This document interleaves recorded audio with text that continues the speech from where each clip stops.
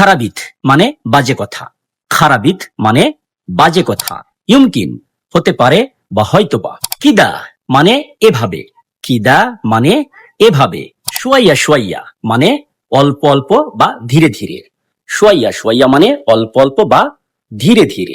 দুগ্রি মানে সরাসরি, দুগ্রি মানে সরাসরি। সুসরা মানে কি হয়েছে, সুসরা মানে কি হয়েছে। ইয়াকফি মানে যথেষ্ট, ইয়াকফি মানে যথেষ্ট। বাদেন মানে পরে, বাদেন মানে পরে। ইয়াল্লা মানে চলো বা জলদি, ইয়াল্লা মানে চলো বা জলদি। ইমসিক মানে ধরো, ইমসিক মানে ধরো।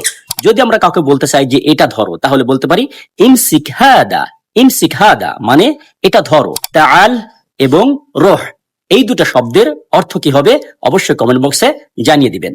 আর যদি ভিডিওটি ভালো লেগে থাকে তাহলে অবশ্যই লাইক শেয়ার কমেন্ট করবেন এবং এইরকম নতুন নতুন আরো ভিডিও পেতে ফলো দিয়ে আমাদের সাথে থাকুন।